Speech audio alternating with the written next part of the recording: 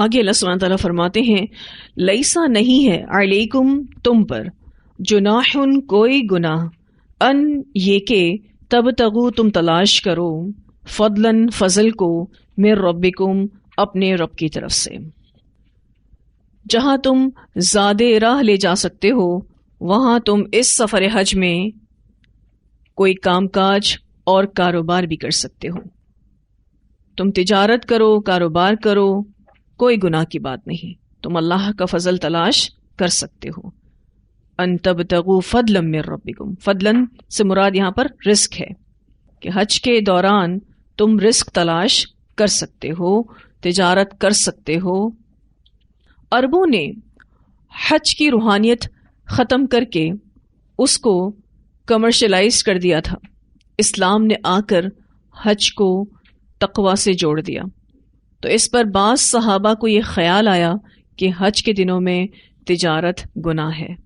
اس پر یہ آیت اتری.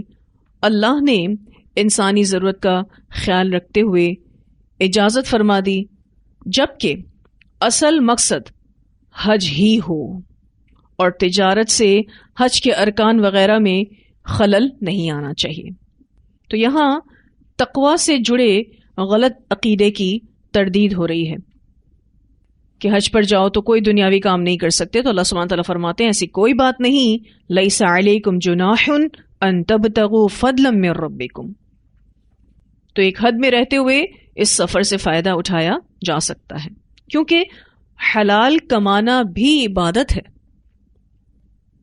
جیسے پچھلی آیت میں زاد راہ کی بات ہوئی کہ تم سامان سفر اپنے ساتھ لے جا سکتے ہو، اپنے کپڑے، اپنے لیے کھانے پینے کا سامان، اپنی دوائیں وغیرہ لے جا سکتے ہو. تو اس آیت میں کہا جا رہا ہے کہ راستے میں کوئی کام کاج کرنا ہو، کاروبار کرنا چاہو تو کر سکتے ہو. اس سے حج کے ایکسپنسز بھی کور کیے جا سکتے ہیں. تو اللہ تعالیٰ نے حج کے لیے جب زیادہ راہ لے کر چلنے کی نصیحت کی، اس کے بعد تقویٰ کا حکم دیا، تو اس بات کی بھی خبر دی کہ موسم حج میں تجارت کرنے میں کوئی حرج نہیں، اور ایسا کرنا تقویٰ کے خلاف نہیں ہے.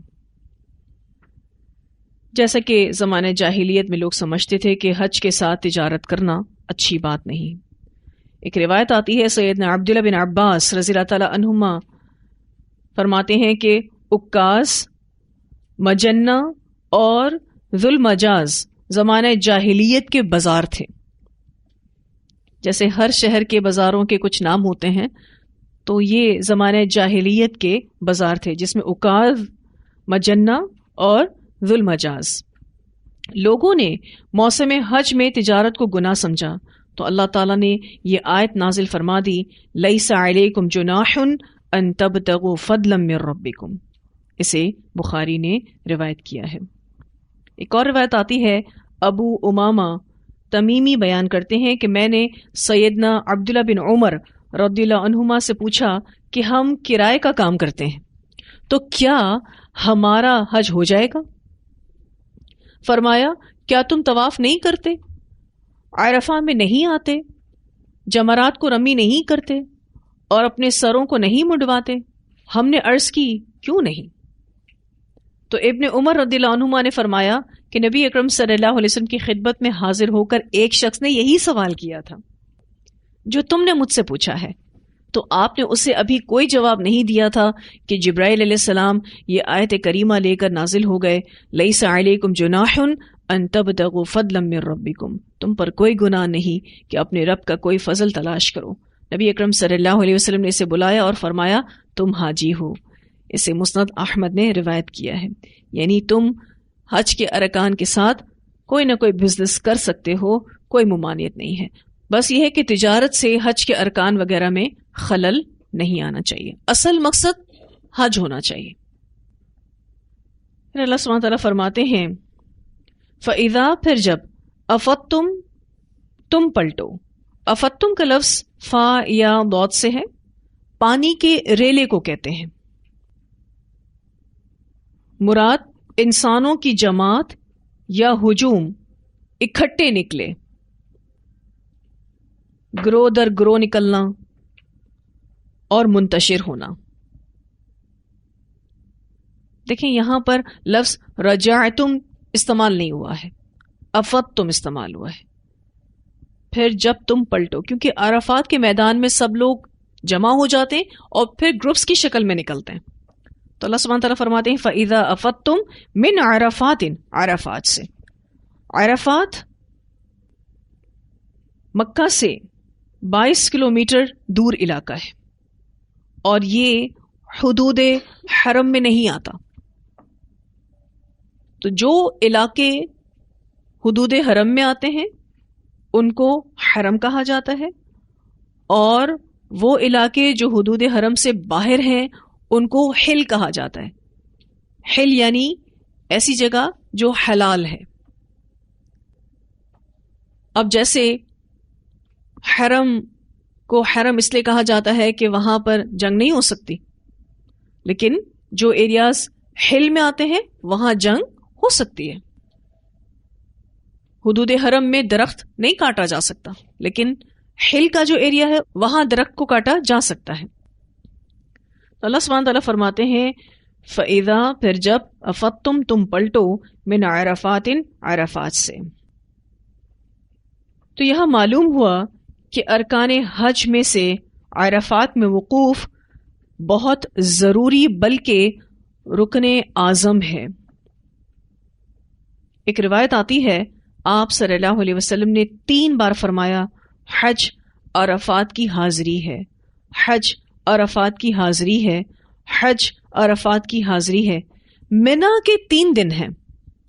پھر جو شخص جلدی کر کے 2 دن میں ہی چلا گیا اس پر بھی کوئی گناہ نہیں، اور جو تیسرا دن ٹھہرا رہا اس پر بھی کوئی گناہ نہیں، اور جس نے طلوع فجر سے پہلے پہلے عرفات کا وقوف پا لیا تو اس نے حج پا لیا. اسے ترمذی نے روایت کیا ہے. بہت اہم حدیث ہے جس کو سمجھنے کی ضرورت ہے. اس حدیث کا جو ابتدائی حصہ ہے اس میں نبی اکرم صلی اللہ علیہ وسلم نے ایک سٹیٹمنٹ 3 بار کہی، اور وہ یہ کہ حج عرفات کی حاضری ہے. اس سے کیا پتہ چلتا ہے کہ وقوف عرفہ حج کا رکن اعظم ہے. پھر اس کے بعد نبی اکرم صلی اللہ علیہ وسلم نے فرمایا کہ منا کے دن 3 ہیں، یعنی ایام تشریق جو ہیں وہ اب 11، 12 اور 13 ہے. اس میں منا میں اسٹے کیا جاتا ہے. اب اگر کوئی شخص 2 دن میں ہی چلا جائے، یعنی 11 ذی الحجہ کو اور 12 ذی الحجہ کو منا میں رہ کر پھر وہ چلا جائے تو اس پر کوئی گناہ نہیں. اور جو تیسرا دن بھی ٹھہرا رہے یعنی 13 ذی الحجہ کو تو اس پر بھی کوئی گناہ نہیں. یعنی حاجی کے پاس منا میں رہنے کے 2 آپشنز ہیں، چاہے تو 11 اور 12 ذی الحجہ رہے اور چلا جائے، چاہے تو 11، 12 اور 13 ذی الحجہ رہے پھر چلا جائے. پھر آپ صلی اللہ علیہ وسلم نے فرمایا جس نے طلوع فجر سے پہلے پہلے، یعنی مزدلفہ میں جو یہ فجر ہو رہی ہے نا اس سے پہلے پہلے عرفات میں وقوف پا لیا اس نے حج پا لیا. ویسے عرفات کے میدان میں کب تک ٹھہرنا ہے؟ مغرب تک، اور پھر اس کے بعد مزدلفہ چلے جانا ہے اور مزدلفہ میں فجر تک ٹھہرنا ہے. آپ صلی اللہ علیہ وسلم نے فرمایا کہ اگر کوئی وقوف عرفہ فجر سے پہلے پہلے تک بھی کر لیتا ہے تو اس نے حج کو پا لیا، کیونکہ اگر کسی نے وقوف عرفہ نہیں کیا اس کا حج باطل ہے، اور یہ کسی نہ کسی مجبوری کے تحت ہی ہوتا ہے کہ اتنا ڈیلے ہو جاتا ہے وقوف عرفہ میں. تو اللہ سبحانہ تعالیٰ فرماتے ہیں فَإِذَا أَفَضْتُم مِّنْ عَرَفَاتٍ، پھر جب تم پلٹو عرفات سے. فَاذْكُرُوا، تو ذکر کرو اللہ کا، عند المشعر الحرام، پاس مشعر حرام کے یعنی مزدلفہ کے. مشعر حرام مزدلفہ کی ایک پہاڑی کا نام ہے جس پر امام وقوف کرتا ہے. اس پہاڑی پر وقوف کرنا افضل ہے. یہ نہ ہو سکے تو پھر جہاں بھی قیام کر لے، جائز ہے. جو مشعر الحرام ہے ایکچولی یہ مزدلفہ کی ایک پہاڑی کا نام ہے. افضل کیا ہے کہ اس پہاڑی پر حاجی وقوف کرے یعنی ٹھہرے، لیکن ظاہر ہے اتنے سارے حاجی ہوتے ہیں، ہر کسی کو اس پہاڑی پہ جگہ نہیں ملتی، تو یہ مزدلفہ کا جتنا بھی ایریا ہے جہاں جہاں اس کو جگہ ملے وہاں وہ قیام کر لے تو جائز ہے، سوائے وادی محسر کے. اب یہ وادی محسر کون سی جگہ ہے؟ یہ وہ جگہ ہے جہاں اصحاب فیل پر عذاب آیا تھا، اور یہ مزدلفہ اور منا کے درمیان وادی ہے. مزدلفہ اور منا کے درمیان ایک وادی ہے جس کا نام وادی محسر ہے. آپ صلی اللہ علیہ وسلم نے فرمایا کہ یہاں اسٹے نہیں کرنا، باقی مزدلفہ میں جہاں بھی قیام کرنا ہے جائز ہے، سوائے وادی محسر کے. اس جگہ سے آپ صلی اللہ علیہ وسلم نے جلدی جلدی گزرنے کا حکم دیا ہے. تو اللہ سبحانہ تعالیٰ فرماتے ہیں فَإِذَا أَفَضْتُم مِّنْ عَرَفَاتٍ فَاذْكُرُوا اللَّهَ عِندَ الْمَشْعَرِ الْحَرَامِ. اب آپ دیکھیں تو 9 ذی الحجہ کو زوال آفتاب سے غروب آفتاب تک میدان عرفات میں وقوف ہوتا ہے. ٹھیک ہے، 9 ذی الحجہ کو جب سورج کو زوال لگتا ہے اس ٹائم سے لے کر جب تک سورج غروب نہیں ہو جاتا حاجی کہاں ہوتے ہیں؟ میدان عرفات میں. اور جیسا کہ میں نے آپ سے ذکر کیا کہ یہ حج کا اہم رکن ہے. یہاں مغرب کی نماز ادا نہیں کرنی. اللہ سبحانہ تعالیٰ فرماتے ہیں کہ مغرب کی نماز جو ہے وہ مزدلفہ میں پہنچ کر عشاء کے ساتھ پڑھنی ہے. تو حاجی عرفات کے میدان میں مغرب کے ٹائم تک ہوتا ہے، مغرب کی نماز نہیں پڑھتا، مزدلفہ کے لیے نکل جاتا ہے. مزدلفہ پہنچ کر مغرب کی 3 رکعات اور عشاء کی 2 رکعات قصر جمع کر کے 1 اذان اور 2 اقامت کے ساتھ پڑھی جاتی ہے. مزدلفہ ہی کو مشعر حرام کہا گیا ہے کیونکہ یہ حرم کے اندر ہے.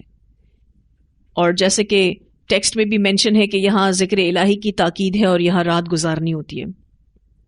فجر کی نماز اندھیرے میں یعنی اول وقت میں پڑھ کر طلوع آفتاب تک ذکر میں مشغول رہا جاتا ہے.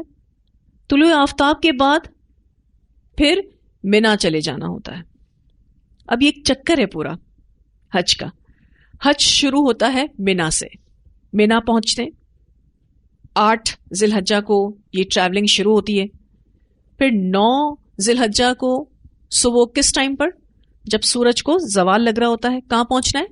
میدان عرفات میں. اور کب تک رہنا ہے؟ مغرب کے ٹائم تک. مغرب کی نماز پڑھنی ہے؟ نہیں، مغرب کی نماز نہیں پڑھنی. کہاں جانا ہے آپ؟ مزدلفہ. اور مزدلفہ میں پوری رات سٹے کرنا ہے. جیسے ہی مزدلفہ پہنچیں گے مغرب پڑھی جائے گی اور اس کے ساتھ کنیکٹڈلی عشاء بھی پڑھی جائے گی کیونکہ مزدلفہ پہنچنے تک عشاء ہو ہی جاتی ہے.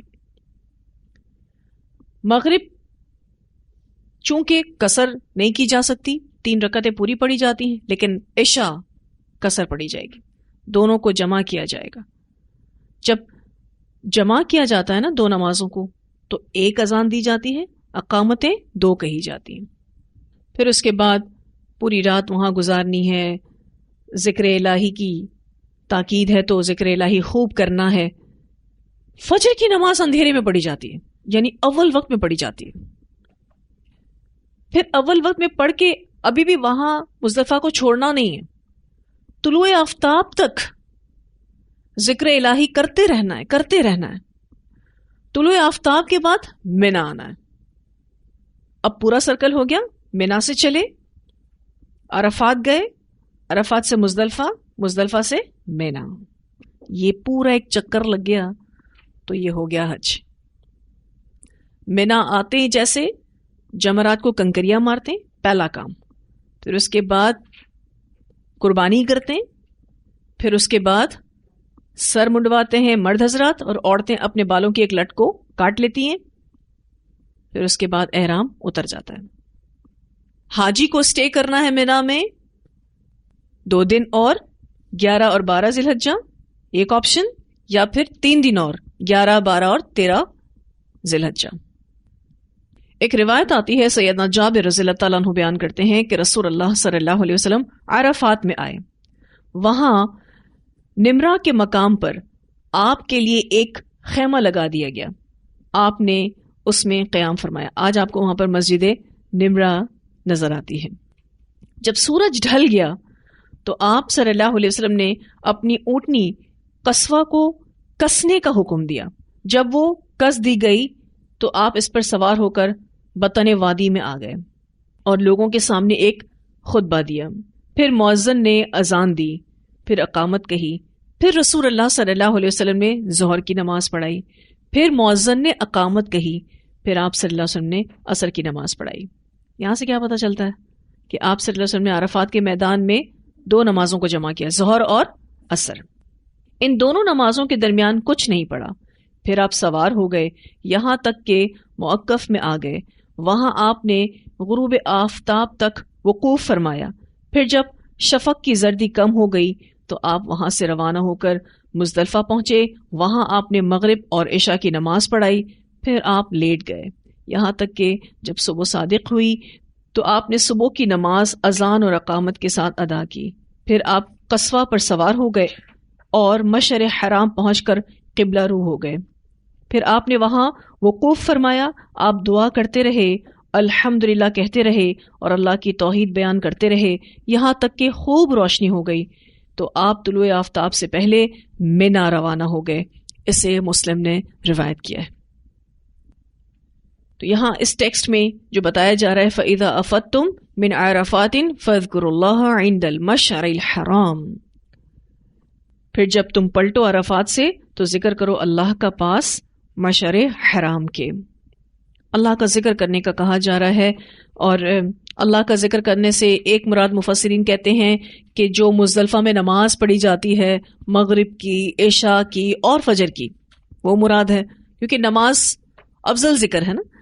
اس کے علاوہ قرآن پڑھنا، دعائیں کرنا، ذکر و اذکار کرنا، تلبیہ پڑھنا، جتنا زیادہ ہو سکے مزدلفہ میں کیا جانا چاہیے، کیونکہ اللہ سبحانہ تعالیٰ کی طرف سے یہ ہدایات ہیں. فَاذْكُرُوا اللَّهَ عِندَ الْمَشْعَرِ الْحَرَامِ. پھر اللہ سبحانہ تعالیٰ فرماتے ہیں وَاذْكُرُوهُ كَمَا هَدَاكُمْ، اور یاد کرو اس کو جیسا کہ اس نے رہنمائی کی تمہاری.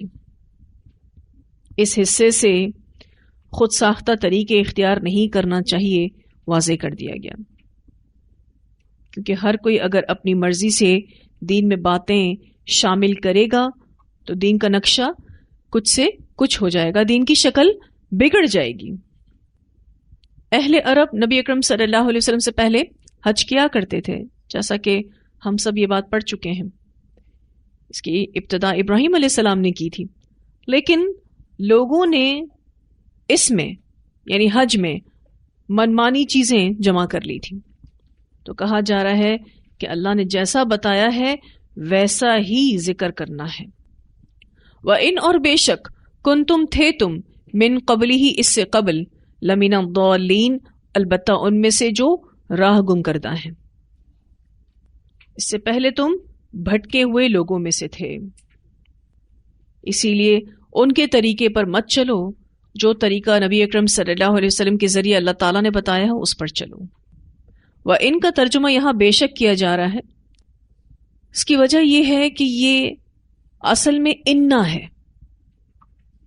انا کا ترجمہ کیا ہے؟ بے شک. لیکن قرآن پاک میں انا کبھی کبھی حالت تخفیف میں آتا ہے. حالت تخفیف میں آتا ہے یعنی اس شکل میں آتا ہے، ہلکی پھلکی شکل میں آتا ہے. جب بھی یہ انا حالت تخفیف میں آتا ہے اپنی اوریجنلٹی کو بتانے کے لیے لام تاکید آگے لائے گا. اب آپ دیکھیے لمن کا جو لفظ ہے اس کے شروع میں لام ہے، اس کو اگر آپ سرکل کر لیں یہ لام تاکید ہے. ان دراصل انا ہے. یہ بات بتانے کے لیے آگے لام تاکید آ رہا ہے. تو یہ ان دراصل کیا ہے؟ انا ہے. حالت تخفیف میں آیا ہے، ہلکی پھلکی شکل میں آیا ہے، اور اس بات کو واضح کرنے کے لیے آگے لام تاکید دیا جا رہا ہے. اللہ سبحانہ تعالیٰ فرماتے ہیں وَإِن كُنتُم مِّن قَبْلِهِ لَمِنَ الضَّالِّينَ، اور بے شک تھے تم اس سے پہلے البتہ ان میں سے جو راہ گم کردہ ہیں. آج آپ دیکھیں تو بہت سارے لوگوں نے جو اپنی مرضی کی چیزیں دین میں شامل کی ہیں، اس وجہ سے قرآن و سنہ نظر انداز ہو گیا ہے، اور بدعتیں اسی وجہ سے جنم لے رہی. ویسے تو یہاں حج کے حوالے سے بات ہو رہی ہے وَاذْكُرُوهُ كَمَا هَدَاكُمْ، اور یاد کرو اس کو جیسا اس نے رہنمائی کی تمہاری، لیکن یہ اصول ہر حکم کے لیے کہ اللہ تعالیٰ نے جیسا ہمیں حکم دیا ہے ہم نے ویسا ہی اس کو عمل میں لانا ہے. پھر اللہ سبحانہ تعالیٰ فرماتے ہیں ثم پھر افیدو تم پلٹو من حیث جہاں سے افاد الناس پلٹتے ہیں لوگ. ترتیب کے مطابق عرفات جانا اور وہاں وقوف کر کے واپس آنا ضروری ہے. اسی بات کو اللہ سبحانہ تعالیٰ واضح کر رہے ہیں ثم افیدو من حیث افاد الناس. عرفات چونکہ حرم سے باہر ہے اس لیے قریش مکہ عرفات تک نہیں جاتے تھے بلکہ مزدلفہ سے ہی لوٹ آتے تھے. اسی لیے اللہ سبحانہ تعالیٰ نے حکم دیا جہاں سے سب لوگ لوٹ کر آتے ہیں وہیں سے لوٹ کر آؤ، یعنی عرفات سے لوٹ کر آؤ. اس بارے میں ایک روایت آتی ہے، سیدہ عائشہ رضی اللہ تعالیٰ عنہ بیان کرتی ہیں کہ قریش اور ان کے ہم مذہب مزدلفہ میں وقوف کیا کرتے تھے. کہاں وقوف کرنا تھا؟ عرفات میں. لیکن قریش اور ان کے ہم مذہب مزدلفہ میں وقوف کیا کرتے تھے اور اپنے آپ کو حمس کے نام سے موسوم کیا کرتے تھے، جبکہ دیگر تمام عرب عرفات ہی میں وقوف کیا کرتے تھے. جب اسلام آیا تو اللہ تعالیٰ نے اپنے نبی صلی اللہ علیہ وسلم کو حکم دیا کہ آپ بھی عرفات جائیں اور وہاں وقوف کریں، پھر وہاں سے واپس آئیں. اس آیت میں جس میں ثم افیدوا من حیث افاض الناس، پھر اسی جگہ سے واپس آؤ جہاں سے سب لوگ واپس آئیں، کہ معنی یہی ہے. اسے بخاری نے روایت کیا ہے. تو سیدہ عائشہ رضی اللہ تعالی عنہا نے اس بات کو بہت اچھے سے کلیئر کیا کہ وقوف میدان عرفات میں ہوگا، مزدلفہ میں نہیں. اور اللہ سبحانہ تعالیٰ جو یہاں فرما رہے ہیں ثم افیدوا من حیث افاض الناس، تو اللہ سبحانہ تعالیٰ بھی یہاں یہی بات کر رہے ہیں کہ وقوف میدان عرفہ میں ہوگا، مزدلفہ میں نہیں. ایک اور روایت آتی ہے، سیدنا جابر رضی اللہ تعالیٰ عنہ بیان کرتے ہیں کہ رسول اللہ صلی اللہ علیہ وسلم چلتے رہے اور قریش یہ گمان کر رہے تھے کہ آپ مشعر الحرام کے پاس جا کر ٹھہریں گے، جس طرح قریش ایام جاہلیت میں ٹھہرا کرتے تھے. لیکن رسول اللہ صلی اللہ علیہ وسلم مشعر حرام سے آگے بڑھ گئے یہاں تک کہ آپ عرفات میں پہنچ گئے.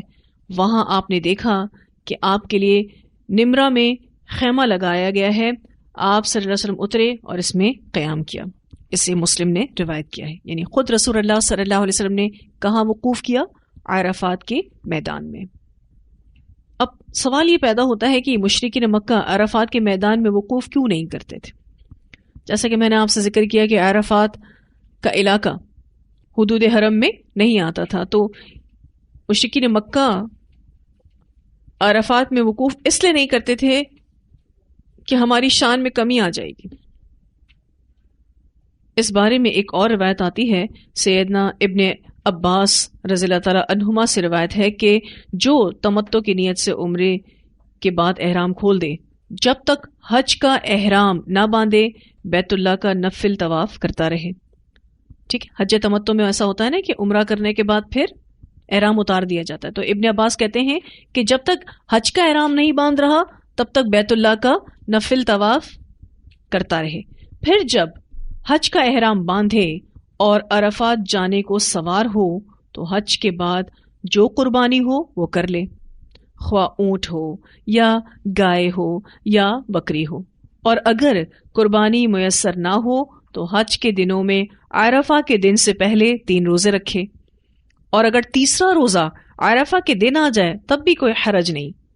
مکہ سے عرفات جائے، وہاں سے عصر کی نماز سے رات کی تاریکی ہونے تک ٹھہرے، یعنی مغرب تک ٹھہرے، پھر عرفات سے اس وقت لوٹے جب دوسرے لوگ لوٹیں، اور سب لوگوں کے ساتھ رات مزدلفہ میں گزارے، اللہ کا ذکر، تکبیر اور تحلیل صبح ہونے تک بہت کرتا رہے، پھر صبح کو لوگوں کے ساتھ مزدلفہ سے منا لوٹے، جیسا کہ اللہ تعالیٰ نے فرمایا ثم افیدوا من حیث افاض الناس، اور کنکریاں مارتے وقت اس طرح ذکر، تکبیر اور تحلیل کرتا رہے۔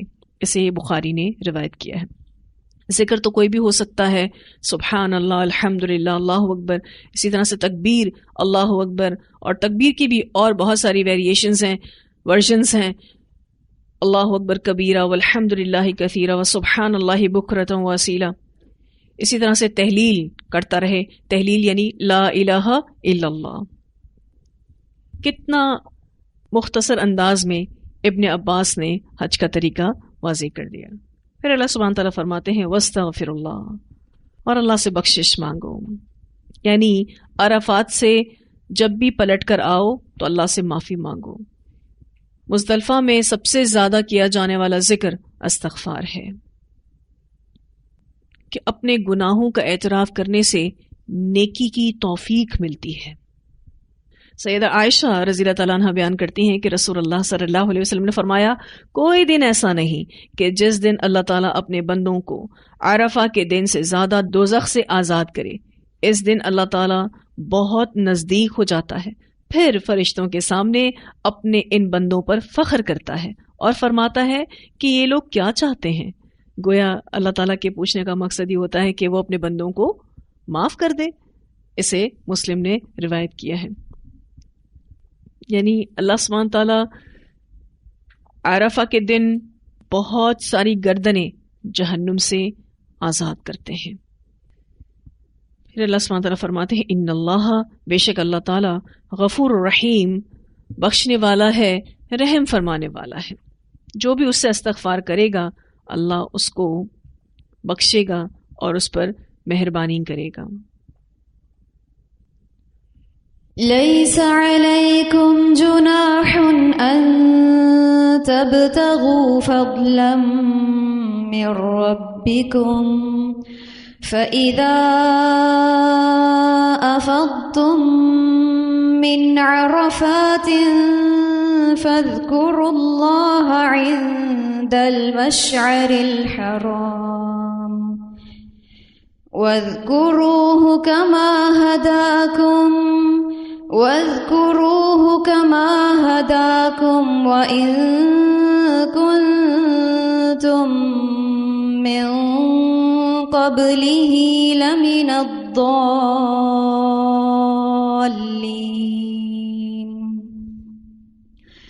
ثم أفيضوا من حيث أفاض الناس واستغفروا الله ان اللہ غفور رحیم۔ جو یہاں بات ہوئی، اللہ سبحانہ تعالیٰ فرماتے ہیں وَإِن كُنتُم مِّن قَبْلِهِ لَمِنَ الضَّالِّينَ۔ ایکچولی مشرکین بھی اللہ کا ذکر تو کرتے تھے مگر اس میں شرکیہ کلمات کی آمیزش ہوتی تھی۔ اسی ضلالت سے بچنے کی اللہ تعالیٰ نے یہ ہدایت فرمائی ہے۔ ان کے شرکیہ کلمات یہ تھے الا شریکن هو لک تملک وما ملک، مگر تیرا وہ شریک جس کا تو مالک ہے وہ تیرا مالک نہیں۔ اسے مسلم نے روایت کیا ہے۔ اب آپ دیکھیں کہ یہ تلبیہ تو پڑھتے تھے لیکن اس تلبیہ میں شرکیہ کلمات مکس تھے۔ وہ کہتے تھے الا شریکن هو لک تملک وما ملک، مگر تیرا وہ شریک جس کا تو مالک ہے وہ تیرا مالک نہیں ہے۔ تو اللہ سبحانہ تعالیٰ فرماتے ہیں وَاذْكُرُوهُ كَمَا هَدَاكُمْ، تم اللہ کا ذکر ویسے کرو گے جیسے اللہ نے تمہیں سکھایا ہے. وَإِن كُنتُم مِّن قَبْلِهِ لَمِنَ الضَّالِّينَ، اور بے شک تھے تم اس سے پہلے گمراہ لوگوں میں سے. آج لیسن کو ہم کمپلیٹ نہیں کر سکیں گے، تفسیر کو بس اتنا ہی رکھتے ہیں، اس کو انشاءاللہ اگلی کلاس میں مکمل کریں گے. وآخر دعوانا ان الحمد للہ رب العالمین. سبحانک اللہم وبحمدک نشہد ان لا الہ الا انت نستغفرک ونتوب الیک.